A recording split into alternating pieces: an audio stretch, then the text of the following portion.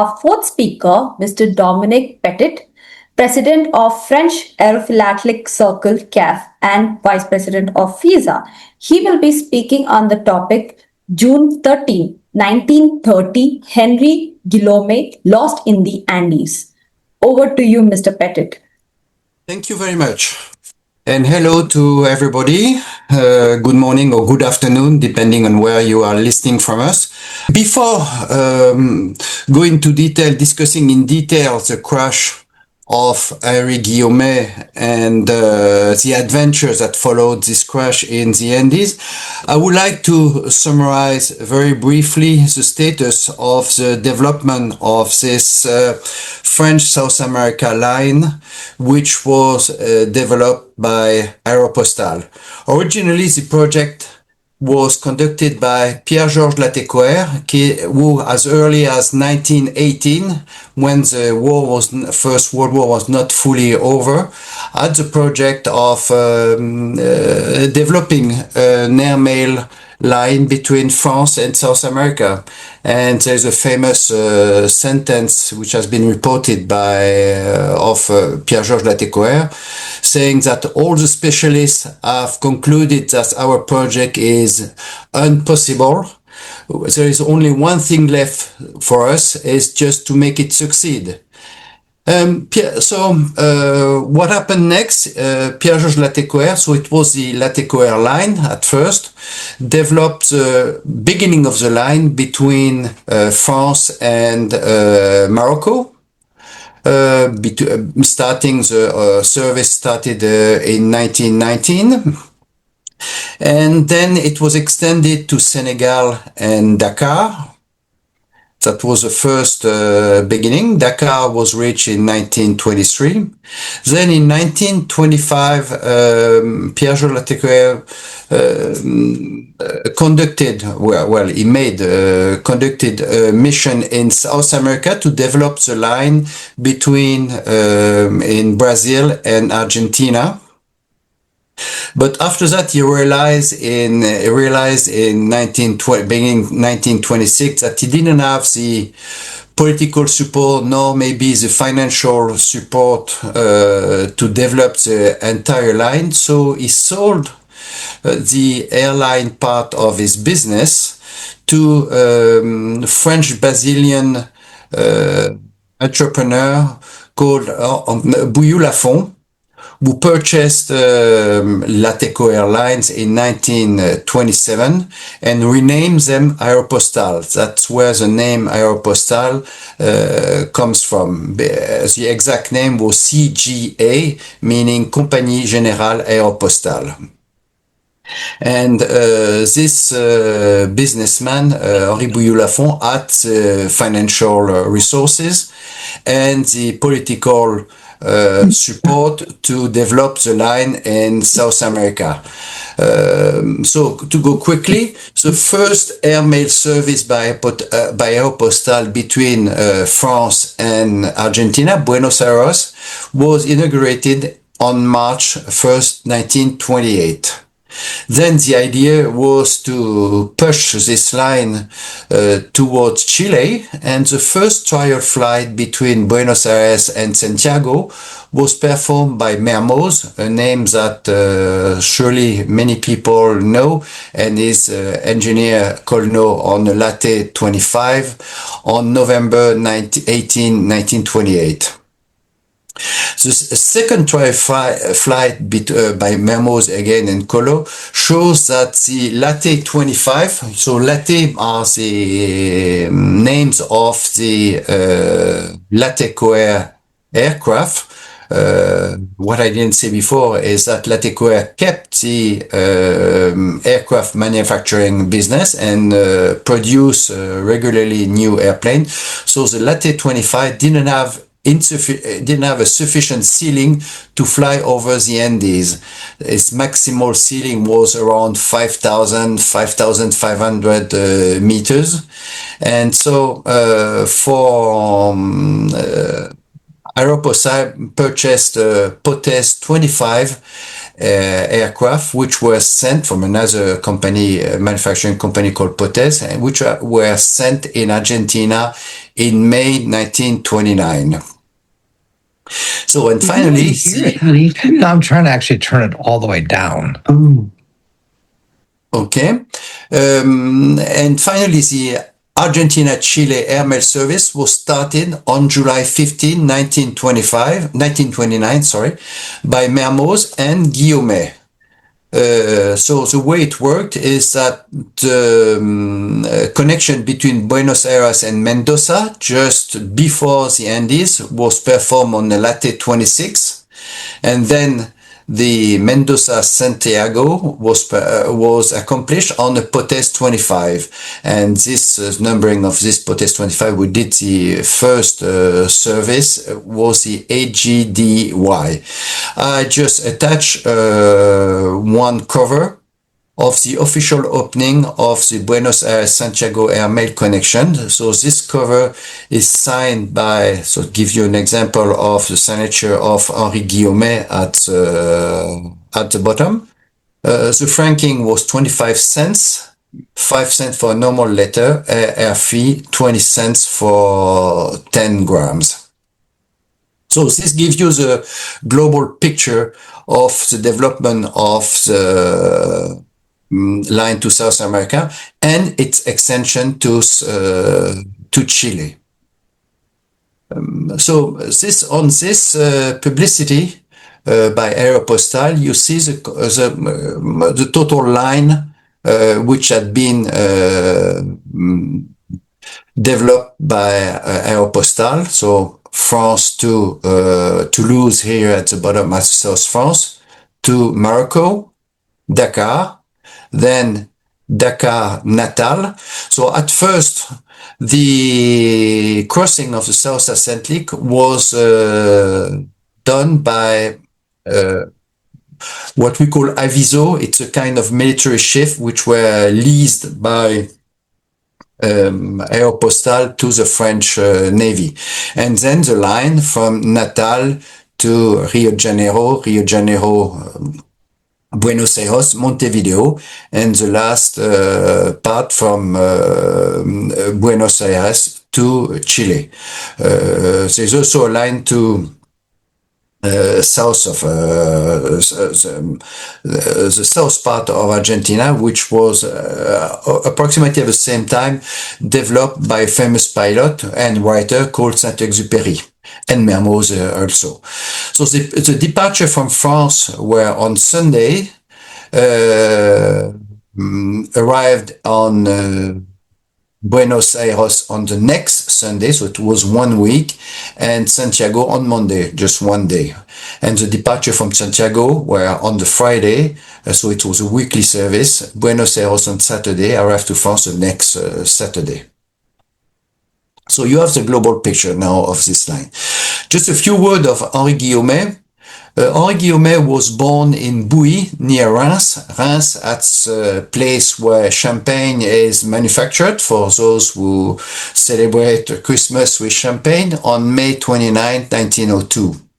He was enlisted in the French Air Force after the end of the First World War on October 15, 1921. So it was an excellent pilot who won the Military Zenith Cup on June 15,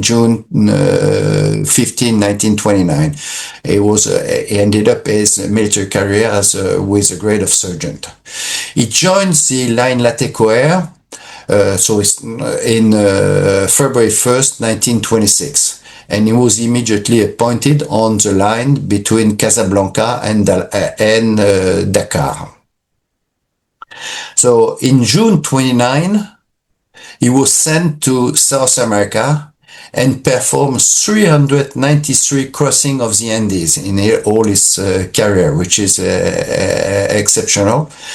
From September 1934 to January 1939, he was appointed on the line Dakar to Natal, and when the aviso were taken out of service and the service was accomplished by airplanes, both at first it was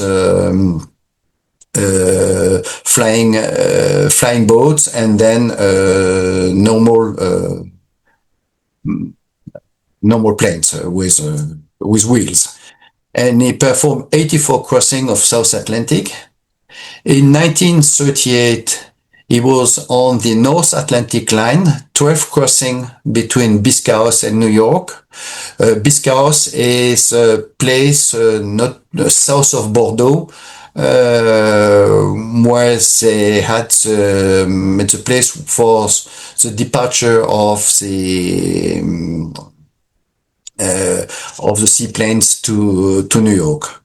Unfortunately, he was killed on November 27, 1940, as he was flying Farman 223, flying from Marignane to Beirut.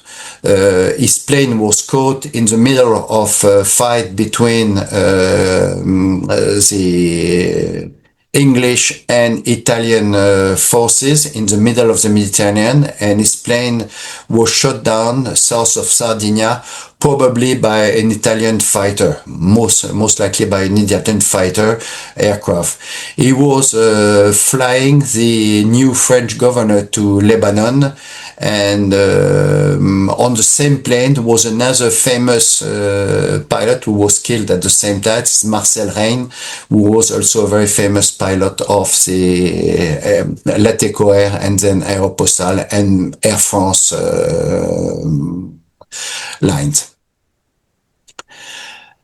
Okay, so let's now go back to the main, now that you have the global picture to the main subject, which is the Santiago-Toulouse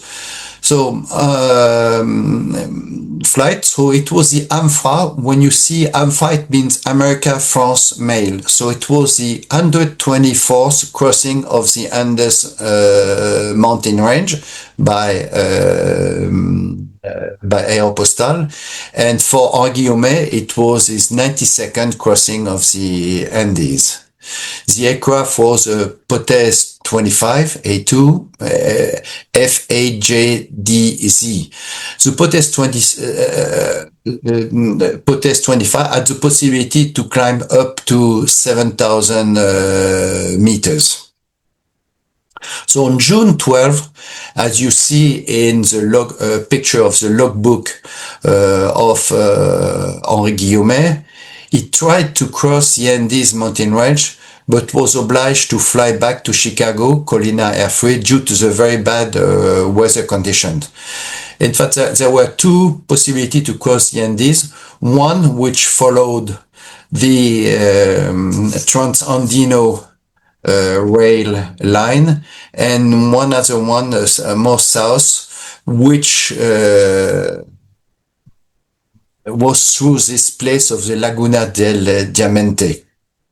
So on Friday, June 13, it tried again, but its plane was caught in a snowstorm, and Guillaumet, almost out of fuel, was obliged to land on a flat surface surrounding the Laguna del Diamante at an altitude of 3,300 meters.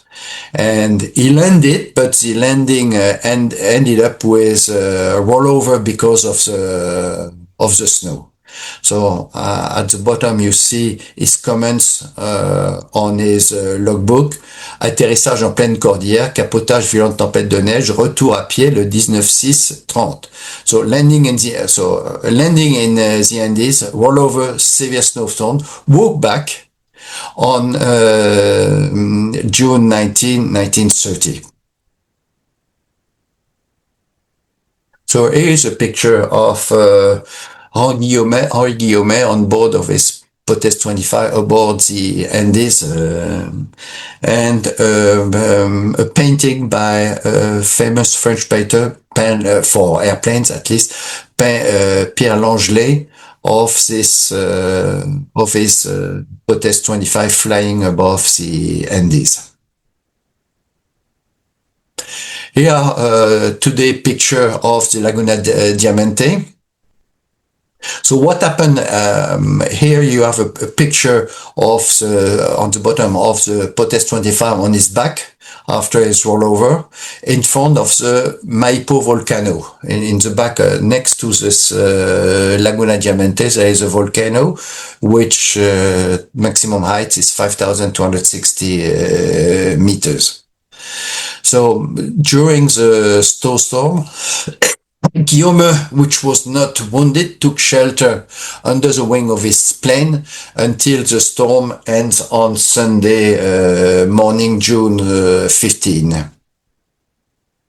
At the same time, the same day, Pierre Delay, who was the head of the Aeropostal Colina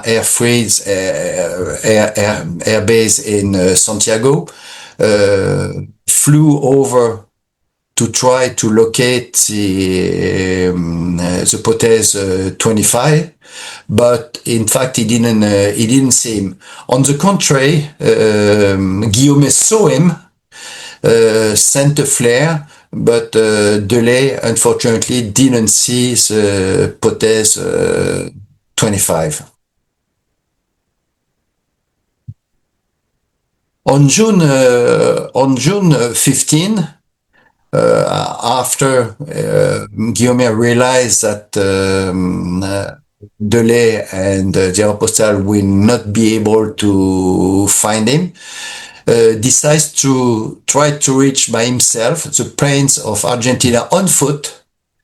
He took with him a suitcase containing some food, his compass, and with a stone he wrote, you have pictures of the actual pictures of what he wrote on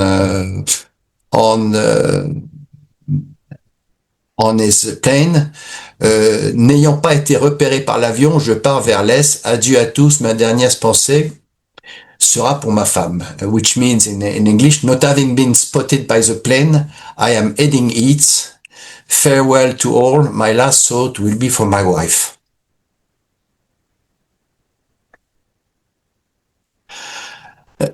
And Thursday, June 19, after having walked 5 days and 4 nights of an existing walk, finally Guillaumet finds a ranch where he was taken in by a woman. You must realize that this was in the winter period so June is a winter period in the South Hemisphere, and he walked in the snow. It was impossible for him to sleep, because if he tried to get to sleep, he would have been frozen to death. So he kept walking, probably rested from half an hour from time to time, certainly. But it was impossible for him to take a real nap and sleep during so it was a terrible walk. Here is a picture of the ranch and the woman who took in Guillaumet on June 19. This picture was taken later on.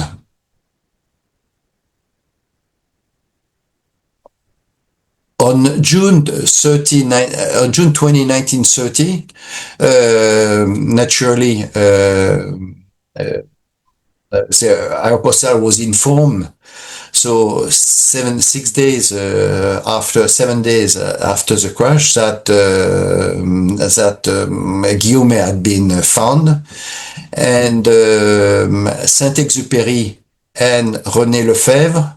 Saint-Exupéry, I guess everybody knows Saint-Exupéry, who is also the writer of the Petit Prince, the Small Prince. And Saint-Exupéry was the one who inaugurated the line at this time, and he was a managing position in South America for Aeropostal. He also inaugurated the line from Buenos Aires to Patagonia.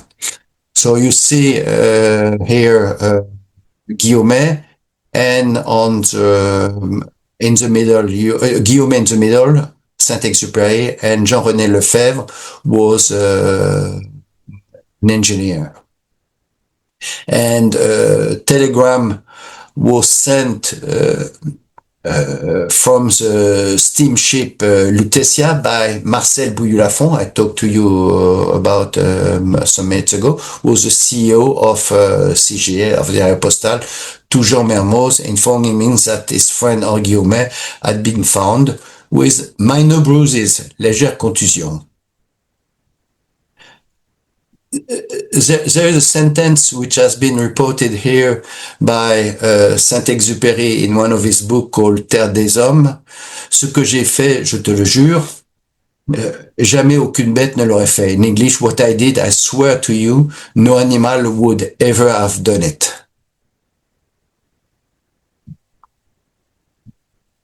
So, in December 1930, was the recovery of the plane and the airmail, because Guillaumet took care of the mail and I did it in the plane so that it could be recovered. So at the summer, so in December, so this is summer in Southern Hemisphere, a team led by Jean-René Lefebvre collects the mail and the aircraft, which was then dismantled and transported down by land. It didn't flew away from the Laguna Diamante. So here you have a few scans of pictures were taken by Jean-René Lefebvre. These scans were made directly from the original of the picture, which some of you may already have seen. So now let's go to Aero after all this story. So recovered mail from the Potest 25 are among the most iconic pieces of French aerophilately. The mail bags transported on these flights from Chile contain usually an average of about 30 items of mail. Today we have identified 24 covers from this crash of June 30 belonging to various collections. We estimate that less than 30 have survived to the present day. These covers have generally lost all or part of their stamps after 6 months of exposure to the elements. And there is a wide range of variety of stamp and marks that gives to these covers their charm. And I will go through the different types of covers which have been which are known from this crash. Okay. The most common, if I can say so, 6 covers are known. Display a black mark, retard dû au service, which means delay due to the service, which was fixed in Paris. Here is an example which belongs to the Postal Museum in Paris. It's a cover Santiago, June 5, 1930 to Paris. The rate is normal rate should have been 390, but obviously you see that there is a stamp missing at the bottom. So that's one type of covers which are known.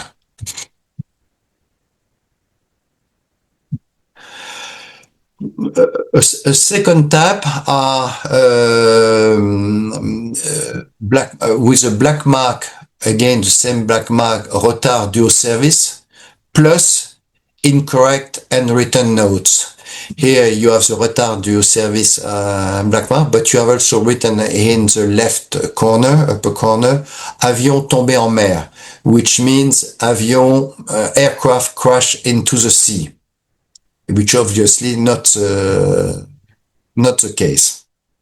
Another one with an incorrect landmark is avion tombé en Atlantique, which means aircraft crash in the Atlantic, sent June 12, received December 22. Excuse me.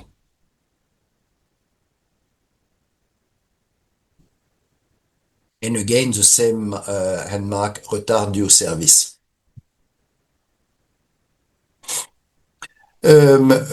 Another mark, which is less common, only 2 covers known with this very rare marking. It's almost the same, but it's written now retard dû au service avion. There is a word avion in addition, delay to the aircraft service. There is one letter from Pisagua, June 4, 1930, addressed to Paris.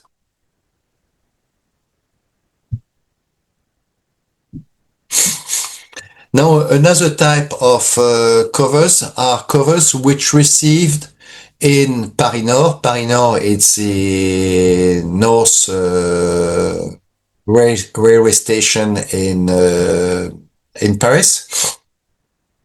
You have here this label, accident de service, lettre parvenue mouillée au bureau de tri de Paris Nord, 23/12/1930, which means cover. So this is a cover from Santiago, June 12, 1930, to Montrouge, which is a suburb of Paris, with this Paris Nord, 23rd, 12, 1930, which means letter received. And there is a comment on it, letter received wet at the mail sorting office, Paris Nord, 23rd, 12, 1930. With this type of label, we know we have identified 4 covers. Another similar one with the same label, but which was addressed to Germany. So the label, so there's a handwritten note in German, fehlende Wertzeichen, nicht vorgefunden, Berlin 228 plus Unterschrift, which means missing stamps not found, Berlin C28 plus a signature. Here is the handwritten note which was applied in Germany. Again, there is a stamp missing. Probably the post office want to disclaim the fact that there was a stamp missing and that it should not be accused of having taken it away.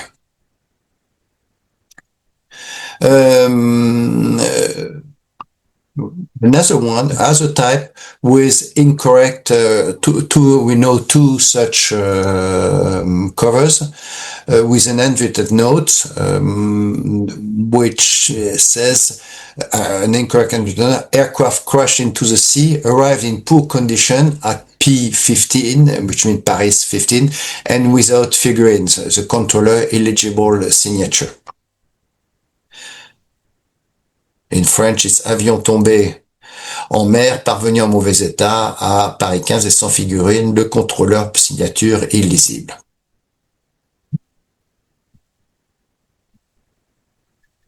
Now we turn to covers to the UK with this damage by seawater marking, which you see. So this is a recommended cover Valparaiso, June 11 to London. And you have a note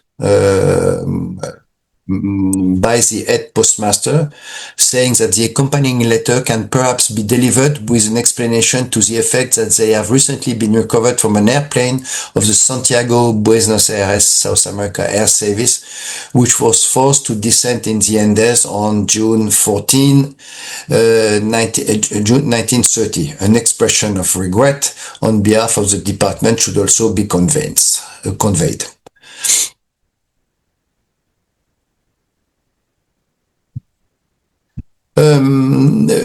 The same similar damage by seawater, but this time with damage by immersion in seawater, IS, I don't know exactly what it means, boxed, only knows this cover with this boxed special marking. So it's a cover from Antofagasta, June 15, June 5, sorry, to Santiago, June 5, and then to Stoke-on-Trent in the UK.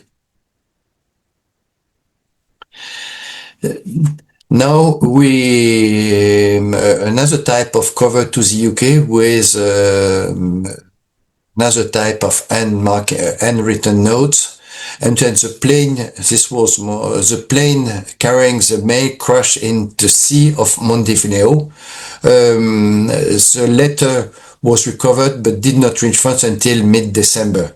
In fact, there is probably, certainly, a confusion in the explanation with the crash of the Latte 28 FJPD, which caused the death of 3 persons of Aeropostale plus 1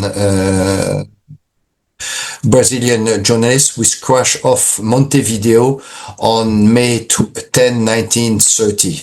And the pilot was Negrin, Prunetta was engineer, and Pranville was the director of Aeropostale, technical director of Aeropostale in South America at that time. They all perished in that crash.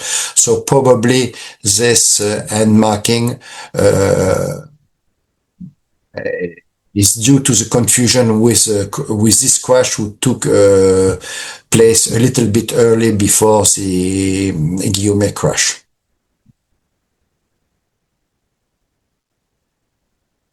Another interesting cover. This one, this cover dated June 10, 1930, was sent to Valparaiso to the Pacific Steam Navigation Company in Liverpool, to be delivered to a passenger aboard the Orduña departing for South America on June 2. So the cover was then returned by the Transandino Railway to Valparaiso, where it was stamped Passenger Department January 21st, 1931, and received the handwritten note recovered from a plate forced down in the Andes June 14. So this cover was finally handed over to the Pacific Steam Navigation Company, which sealed it with adhesive tape bearing the company name and the inscription "Received in Valparaiso on February 28, 1931, before returning it to its recipient by surface mail or ordinary mail service." So in fact, this cover was in the Guillaumet plant, sent to Europe, finally sent to Europe, and sent back to South America. Here we have a few covers to Germany. This cover has its complete franking of 7.10 pesos. So this cover from Valparaiso, June 11, 1930 to Hamburg, and which has on a label on the back, Verzögert Grund Flugzeugunfall, which means reason for delay aircraft crash. And so it was a little label on the back. That's the back of the label. Another type of cover to Germany with a purple marking that you see here, beschädigt eingegangen, amtlich verschlossen, received damage, officially sealed. And now I will end up this presentation with a very amazing cover to Germany, which I display on an incredible cover. So this is a cover from Valparaiso, June 11, 1930, to Cologne, December 22nd, 1930, and Chemnitz in Germany. It bears its complete franking of 7.8 pesos, letter 70 cents, air feet twice, 2 times 3.2 pesos per 5 gram, plus recommendation 70 cents. So there is a note from the Cologne Dutch station post office, the enclosed registered letter number 1521 from Valparaiso arrived damaged and delayed on train D145 on December 22nd, station office 10 Erbstahl, Cologne. Close, plane crash on the Valparaiso Buenos Aires flight. Okay, but what is amazing is the next slide. So inside this cover, there was this postcard which was carried on the Graf Zeppelin LC 127 1930 Südamerika. So it's the guy who was a recipient of the letter, Albert Bayer, had sent to his correspondent in Chile 2 cards of the Graf Zeppelin, one for his correspondent in Chile to keep, and the other to be returned to him, which happened to be on the Guillaumet crash flight. So on these postcards, you have the departure Friedrichshafen, May 18, 1930, transit Rio de Janeiro, May 25, and arrival in Valparaiso, July 6, 1930. And there is a faded red round marking of the Südamerika FARC, which you see here. And this happened to this postcard, the one that he had to return to Alfred Bayer, happened to be on the Guillaumet flight, which made this set of Guillaumet crash plus the Graf Zeppelin postcard of the Südamerika FARC an exceptional set for to be displayed. So, how it looks today, that's pictures of the Laguna del Diamante today, you recognize in the summer, and there is a small monument which has been set up there in front of the Maipo volcano. So I wanted to show you, but I think you can do it by yourself, a movie about this incredible story of Guillaumet, disappearance and the condition of his survival, was made of a movie by Jean-Jacques Arnaud called The Wing of Courage. So it's a movie which was in English, 1995. If you click on Google or YouTube, you certainly can find it, and it's a 40 minutes movie which encourage you to look at. It's a very good movie. So that was all for my presentation. Thank you everybody for your attention. Thank you so much, Mr. Petit.